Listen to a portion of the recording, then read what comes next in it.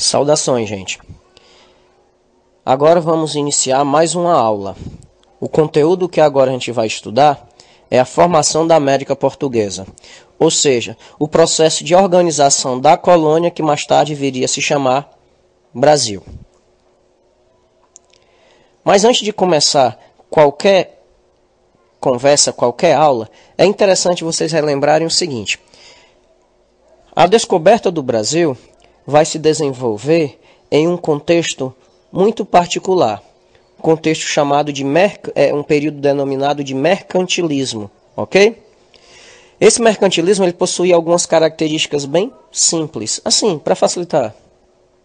Um deles era o metalismo, ou seja, os países buscavam se apropriar de regiões que eram ricas em ouro, prata e pedras preciosas.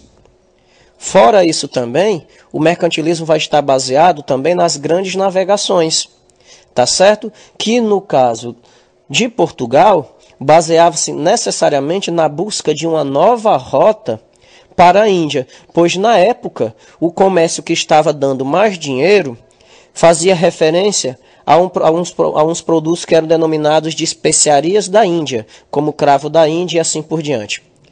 É bom vocês entenderem esse contexto. Por quê? Porque o Brasil, quando foi descoberto, assim que ele foi descoberto, não se iniciou o processo de colonização, não. O Brasil passou um tempo sem ser colonizado, servindo simplesmente como entreposto. Como assim? Os navios que iam de Portugal para a Índia, tá certo? Faziam parada aqui para reabastecer de água, alimentos e coisa do tipo. Ou seja, o Brasil logo no início não foi muito bem visto por Portugal, não era tão valorizado por Portugal. Por isso que não foi logo colonizado. Revisando e resumindo, o Brasil, assim que foi descoberto, ele não foi colonizado. Motivo: porque Portugal estava mais preocupado com seu comércio com as especiarias. Ok? Então o Brasil acabou sendo jogado para escanteio. Mas o que foi que fez para que o Brasil fosse explorado? Qual foi o motivo para fazer isso? É bem interessante também vocês relembrarem uma coisinha, tá certo?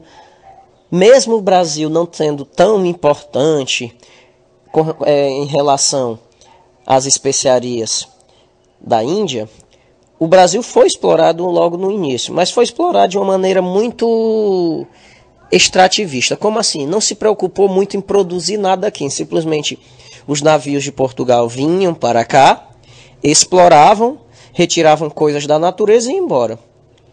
Que coisas da natureza? A primeira forma de exploração, olha só, não confundam. Existe a primeira forma de exploração e a primeira forma de produção econômica.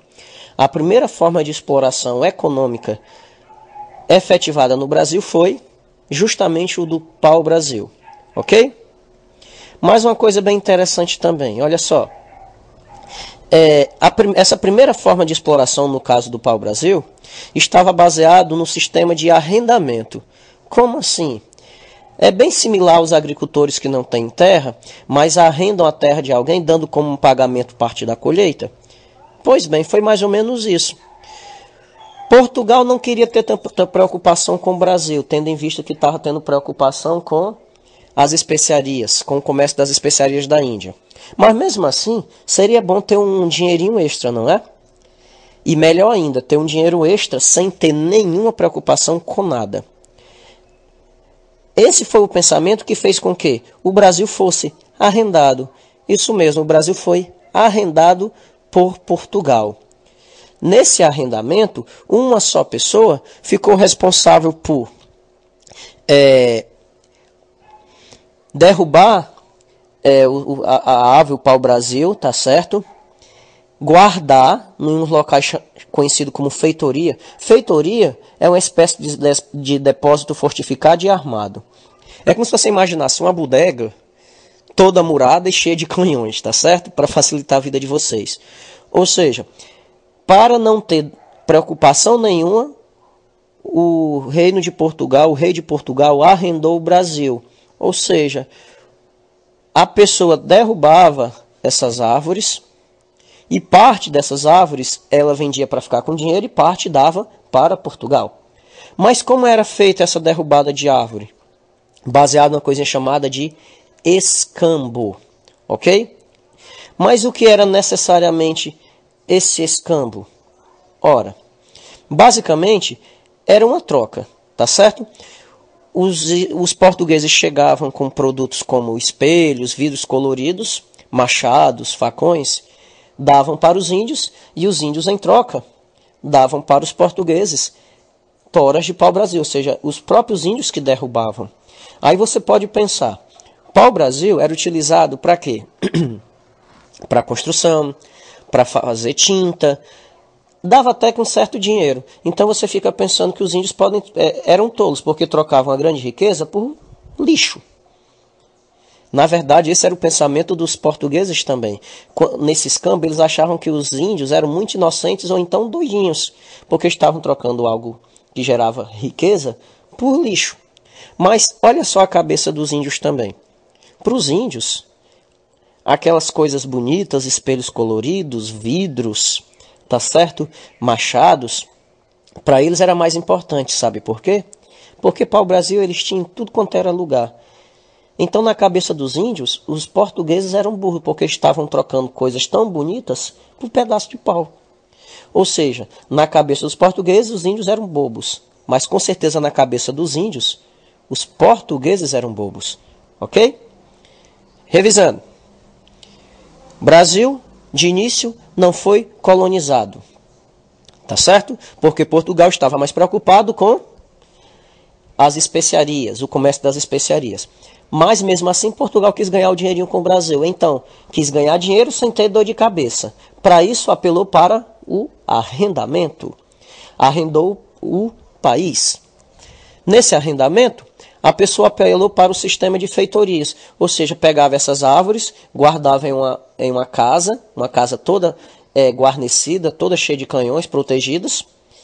E para derrubar essas árvores, ele apelava para o escambo, que era a troca de madeira de pau-brasil com os índios por bugigangas, ok? Mas não podia ficar nessa situação. Como assim? Olha só. Depois de um certo tempo, Portugal se viu obrigado, tá certo, a colonizar o Brasil. Simplesmente por quê? Prestem atenção, olha só. Se vocês forem relembrar, tem também a imagem no blog com relação ao Tratado de Tordesilhas. O Tratado de Tordesilhas praticamente partia o Brasil em dois, tá certo? De um lado pertencia a Portugal, de outro lado pertencia a Espanha.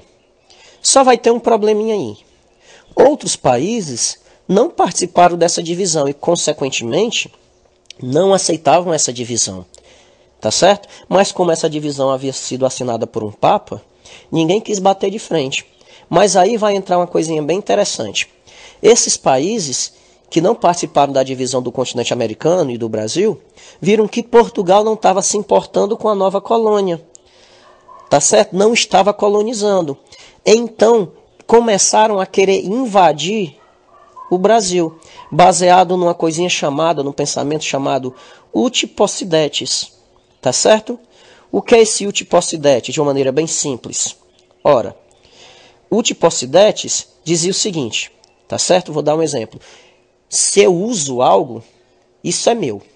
Se eu não uso, não é meu. Ou seja, no pensamento desses países, se Portugal não estava usando o Brasil, não estava colonizando, então o Brasil não pertencia a Portugal. Ok?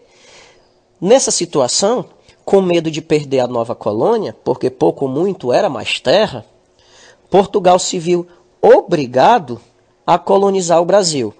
Ou seja, esse processo de colonização, tá certo? Não foi por livre e espontânea vontade, e sim por pressão.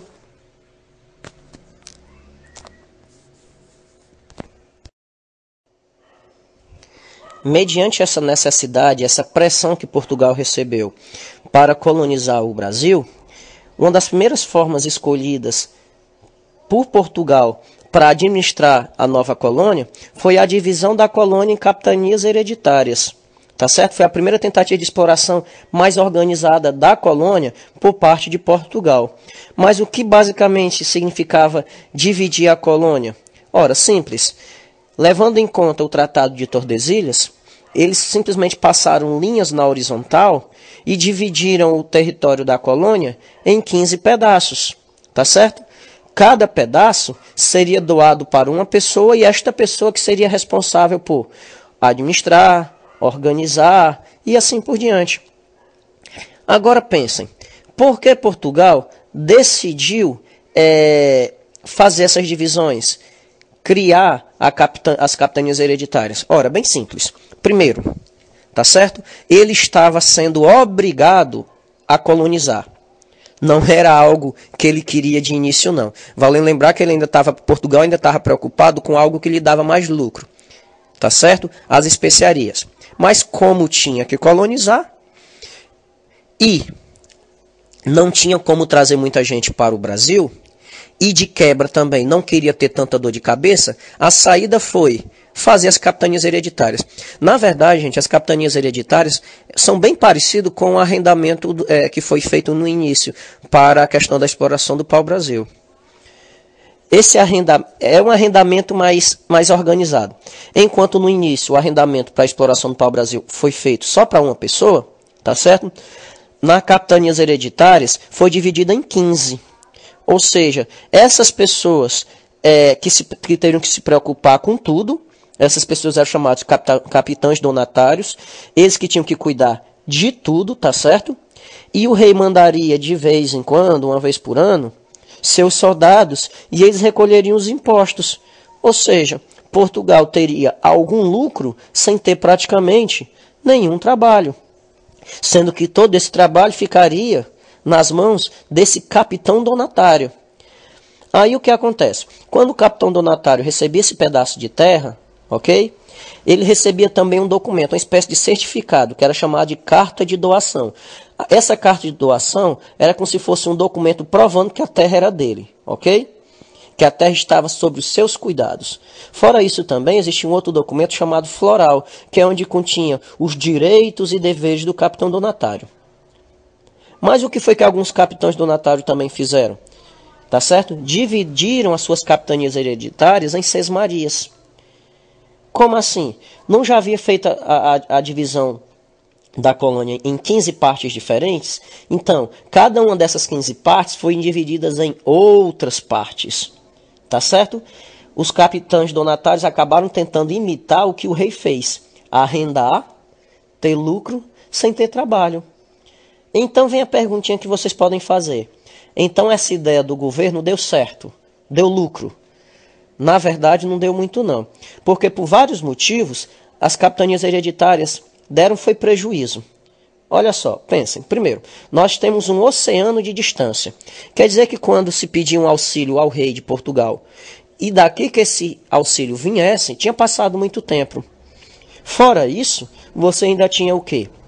A inexperiência de muitos capitães, tá certo? A inexperiência deles com relação à administração e ainda tinha também o problema da guerra contra os índios. Quer dizer que por um conjunto de fatores, as capitanias hereditárias não deram certo. Quer dizer, exceto 2 das 15, ok?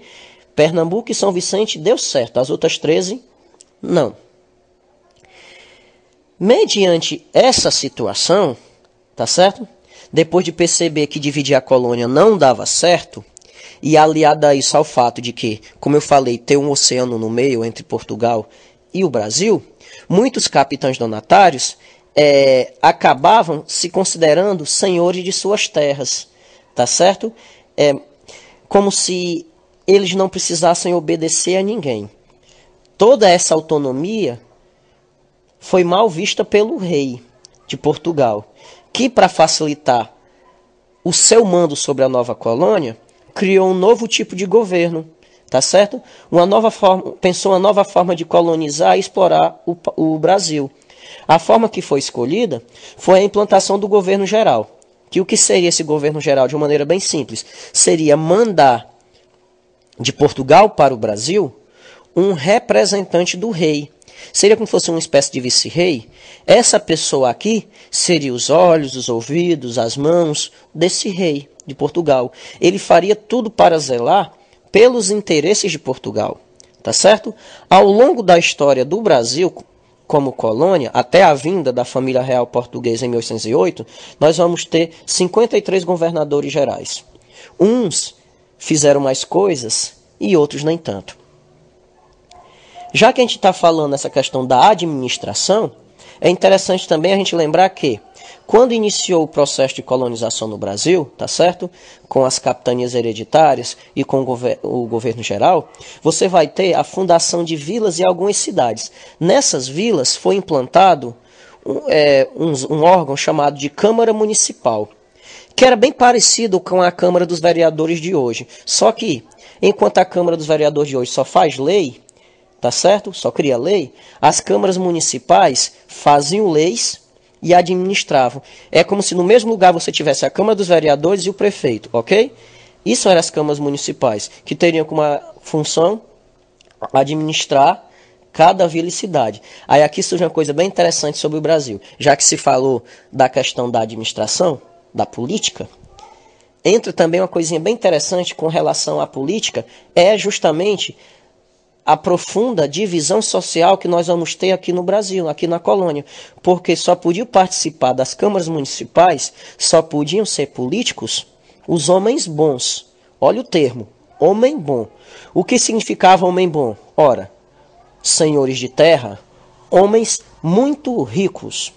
Ou seja, só podia participar da administração, só podia participar da política homens bons, ou seja, homens ricos.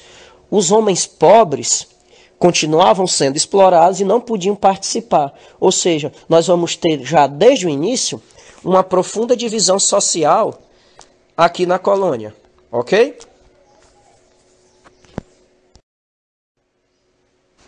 Continuando nesse assunto com relação à formação da América Portuguesa, vamos falar agora da questão da economia. Tá certo? Como eu já havia falado anteriormente, a primeira forma de exploração econômica do Brasil foi o arrendamento do pau-brasil. Ou seja, a primeira forma de exploração foi a extração do pau-brasil. Mas não dava tanto lucro como os portugueses queriam. Então, se pensou em uma outra forma de explorar a nova colônia, sendo que desse lucro para Portugal. Tá certo? Então, uma forma escolhida foi a produção da cana-de-açúcar, tá certo? Do açúcar. Valendo sempre bom lembrar, para vocês não confundirem, que se o pau-brasil foi a primeira forma de exploração, o açúcar foi a primeira forma de produção, não confundam. Mas então, qual foi o motivo de Portugal ter escolhido o açúcar para ser produzido aqui? Ora, por dois motivos de uma maneira bem simples. Primeiro, era um produto que dava muito dinheiro, era muito valorizado, ok? E o outro motivo, Portugal já tinha experiência em suas outras colônias na produção do açúcar, tá certo? Então juntou uma coisa e outra. Novamente, motivo de Portugal ter escolhido a produção do açúcar aqui na colônia, porque dava lucro e porque Portugal já tinha experiência na produção do açúcar.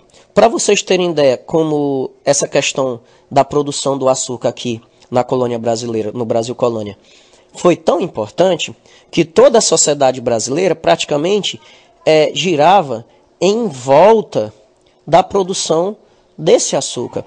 A produção desse açúcar ficava nos engenhos, tá certo? Tanto é que a importância dessa produção foi tão grande para a nossa história que se acostumou de chamar de sociedade do açúcar ou sociedade do engenho. Por que esse termo? Porque tudo na nossa sociedade estava baseado na produção do açúcar. Política, economia, sociedade e assim por diante. Um exemplo bem prático, tá certo? Com relação à política, quem é que ia comandar? Relembram dos homens bons? Com relação às câmaras municipais? Quem eram os homens bons? Homens ricos, ou seja, os senhores de engenho. Economicamente, qual era a base da riqueza do Brasil colônia? O açúcar. E socialmente? Socialmente você vai ter, no caso aqui, uma exploração, e de quebra você ainda vai ter também o quê? A própria questão da utilização dos escravos, que tinha um apelo social e um apelo econômico. Um apelo social, o escravo era explorado e assim por diante. A questão econômica, o escravo era considerado simplesmente um objeto que podia ser comprado e vendido. Ok? Mas como funcionava o engenho? De uma maneira bem simples, a produção do açúcar seguia algumas etapas, que ia da plantação para a moenda e depois para a fornalha, tá certo? Para vocês terem uma ideia melhor, no blog vai ter uma imagem, tá certo? Com um subtítulozinho, mostrando como era o funcionamento do engenho, ok? E já que falamos de engenho, vem a seguinte pergunta: quem trabalhava no engenho? Pessoal, a base da nossa economia como mão de obra, ou seja, tá certo? Quem mais trabalhou ao longo da história do nosso país, tanto no Brasil colônia quanto no Brasil império, foram os escravos, ok? Então, quem trabalhava nos engenhos? Os escravos. Primeiro foram os escravos índios, depois os escravos africanos. E já que eu estou falando de escravidão, é bom lembrar que escravidão é um assunto um pouquinho complexo, vasto, grande, tendo em vista que o Brasil utilizou de escravos por mais de 200 anos, tá certo? Mas a gente vai tentar resumir. Primeiro, com relação à história da escravidão no Brasil. Como eu já havia falado, os primeiros escravos a serem utilizados no Brasil foram os índios, tá certo? Só que os índios tinham um pequeno problema com relação a serem escravos. Como assim? Pensem. Os índios não tinham costume de trabalhar no pesado. Não é porque eles eram preguiçosos. Por favor, não pensem nisso. Era simplesmente da sua própria cultura também. Porque, olha só, se uma aldeia, se uma família precisava de 50 quilos de carne por semana, e em 2 dias conseguiu esses 50 quilos, eles não iam caçar mais não. Agora eles iam relaxar, e assim por diante, tomar banho de rio, comer fruta no pé, e assim por diante. Era da cultura deles, tá certo? Eles não tinham uma cultura capitalista de pensar em dinheiro, não. Se o que eu preciso eu tenho agora, então eu vou relaxar. Quando eu precisar, eu vou caçar de novo, tá certo? Aí nessa situação você imagina uma pessoa que desde cedo sempre experimentou a liberdade de fazer o que quer, quando quer, da forma que quer, e agora é um escravo trabalhando 16, 18 horas por dia, tá certo? Isso vai gerar um profundo problema, ok? Um profundo problema mesmo, porque esses índios vão adoecer e vão morrer. Vão morrer de quê? De tristeza, tá certo? Para facilitar a compreensão de vocês, é só você fazer uma comparação. Quem gosta de passarinho sabe que não se prende um passarinho velho em gaiola. O motivo é porque ele está tão acostumado com a liberdade que ele vai fazer o quê? Ele vai morrer de tristeza. Assim eram os índios, tá certo? Fora isso, ainda tinha um outro problema. A Igreja Católica. A Igreja Católica bateu muito de frente contra a escravidão dos índios. Por quê? Porque na visão da Igreja Católica, o Brasil colônia aqui, o novo continente, o continente americano, era praticamente um paraíso na terra. E as pessoas que moravam aqui, no caso os índios, eram puros, inocentes. Eram tão puros e inocentes que por isso viviam peladinhos, porque não tinham pecados. Essa era a visão da Igreja Católica. Sendo responsabilidade do branco, tá certo? Catequizar. Fazer com que essas pessoas conheçam a palavra de Deus, a verdade, e assim por diante. Nesse sentido, o que é que acontecia? A igreja dizendo que os índios eram puros, sem pecados, sendo função do homem protegê-lo e catequizá-lo. Isso fez com que a igreja entrasse em guerra, entrasse em atrito, com muitos senhores de engenho que escravizavam os índios. Isso gerou tanta confusão que um papa da época, chamado Paulo III, interviu criando uma bula. Uma bula papal, gente, é como se fosse uma espécie de lei criada pelo Papa, tá certo? Essa lei ficou conhecida como Sublimes Deus, ou seja, Deus sublime, tá certo? O que é que dizia nessa lei que o Papa criou? Proibia a escravidão dos índios, permitindo somente no caso dos índios atacarem primeiro as chamadas guerras justas. O que é uma guerra justa, para vocês terem a noção, na concepção da época? Guerra justa significava simplesmente que se podia atacar os índios que fossem hostis, ou seja, que não quisessem obedecer os portugueses. Então, vou ser sincero, existiu muitas guerras justas, correto? Mas, pensem bem, olha só, tá certo? Mesmo nessa situação, os índios continuavam sendo escravizados, tá certo? Porque eram mais baratos que os africanos. Então, nesse contexto, tá, para tentar proteger e catequizar os índios, tá certo? Os padres, sobretudo os jesuítas, criaram as missões jesuítas. Guardem esse nome. Missões jesuíticas. O que eram essas missões jesuíticas? Era como se fosse uma fazenda bem grande em que eles colocavam os índios para trabalhar, morar e rezar. Tá certo? E, novamente, a criação dessas missões fez com que os jesuítas entrassem ainda mais em conflito com os senhores de engenho. Tá certo? Nessa situação, lentamente se foi substituindo os escravos indígenas pelos africanos. Tá certo? Que na verdade era até mais lucrativo para Portugal. Por quê? Porque Portugal capturava esses escravos nas suas colônias na África, tá certo? E vendia. Quer dizer o seguinte, que eles iam lucrar com toda a produção do açúcar, inclusive com a mão de obra, porque era eles quem vendiam os escravos, tá certo? E além do mais, a utilização da escravidão africana foi ainda melhor para os portugueses, porque enquanto a indígena, os padres batiam de frente porque diziam que os índios eram puros e tinham que ser protegidos, no caso da escravidão africana, eles nem se importavam. Na verdade, alguns padres até diziam que era um bom preço a se pagar. Por quê? Porque se os portugueses chegam lá e escravizam os negros, transformam eles em católicos. É verdade, eles vão ser escravos, mas pelo menos vão ser católicos. Essa era a visão que tinha na época. Mas como era o processo de captura desses escravos? Como eles conseguiam? Na verdade, eles capturavam esses escravos em guerras contra povos inimigos ou simplesmente sequestrados de suas tribos. Como assim? Olha só.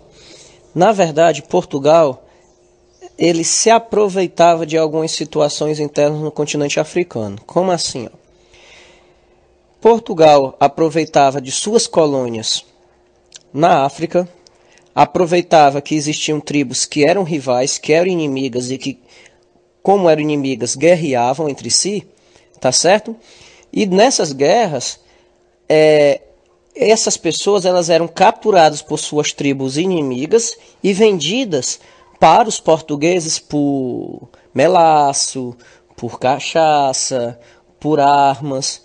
E então você pode acabar pensando, se existia escravidão no continente africano, então por que, no caso, os portugueses não podiam escravizar também os mesmos africanos?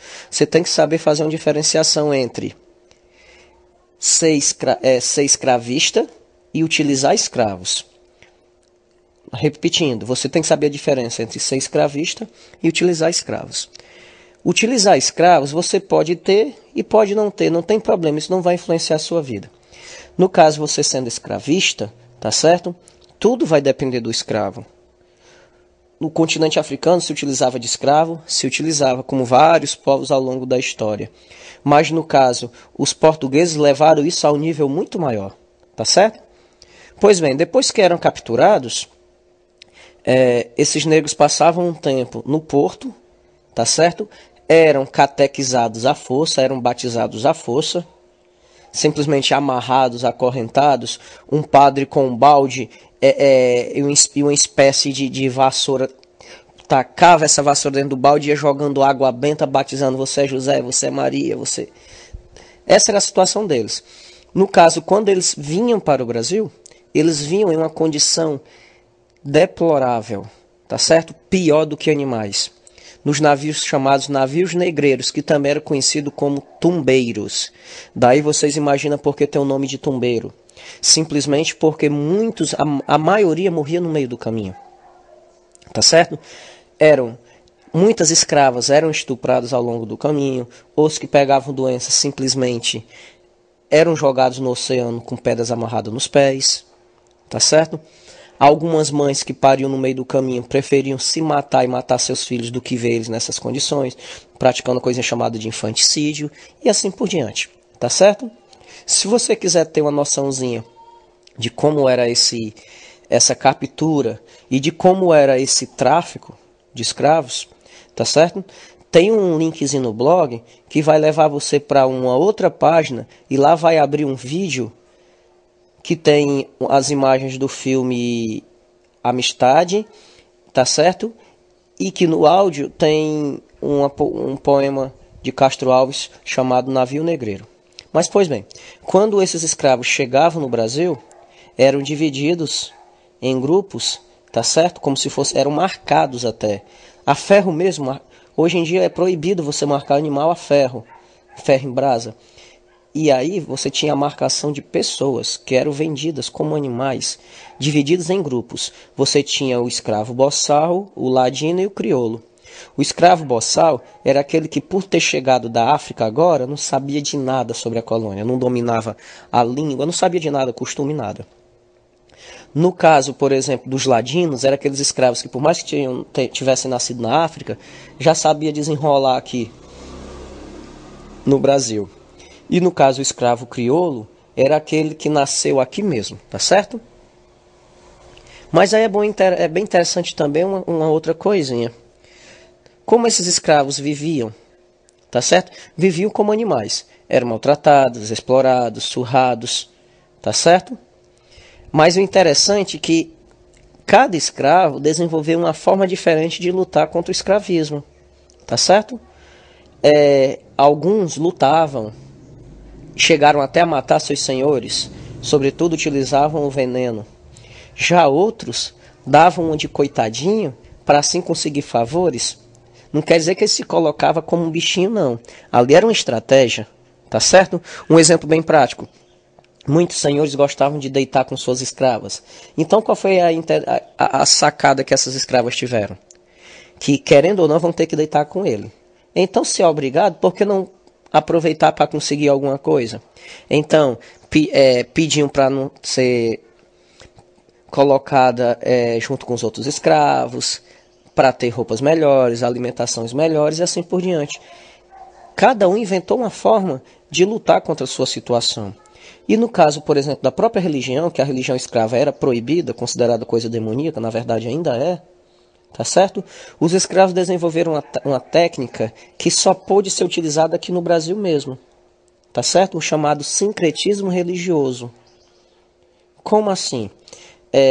Aqui no Brasil misturou-se a religião católica com a religião dos deuses africanos. Por exemplo, Iemanjá começou a se tornar Maria, Ogum, São Jorge. Em países, por exemplo, como os Estados Unidos, que utilizaram também a escravidão negra, mas eram países protestantes, não teve como ter esse sincretismo religioso que foi bem característico aqui no Brasil. Tá certo? Existe um ótimo filme para trabalhar sobre essa questão da religião dos afro-brasileiros, dos afrodescendentes, tá certo? Que se chama Besouro. Não trata ainda da questão da escravidão, mas vai tratar da situação dos negros depois da libertação, tá certo?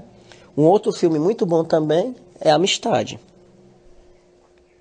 Terminando essa parte da questão da escravidão, é curioso a gente pensar também, olha só, como eu já havia falado, a base toda, a base social, política e econômica era o engenho, tá certo? Mas é bom a gente pensar que não era só de açúcar que vivia a colônia, tá certo? O açúcar ele era produzido para ser vendido no exterior, tá certo? essas pessoas precisavam sobreviver aqui também. Então você tinha uma produção que era para o mercado interno, produtos que não eram tão bem vistos assim no exterior, mas aqui ajudava a sustentar o povo, que era no caso, por exemplo, a pinga, a rapadura, tá certo? E uma outra coisinha também que se apelou aqui foi no caso a criação de gado, tá certo? No começo, a criação de gado era junto com a plantação da cana-de-açúcar, mas cresceu tanto a criação que Portugal proibiu, tá certo, de ter criação de gado ao longo do litoral, sendo que no litoral deveria ser utilizado somente para a plantação da cana-de-açúcar. Então aqueles que tinham gado se viram forçados a ir para o sertão. Aqui uma curiosidade: sertão era qualquer lugar que não fosse o litoral, tá certo? Que eles chamavam. E essa ida do gado para o sertão acabou fazendo o quê?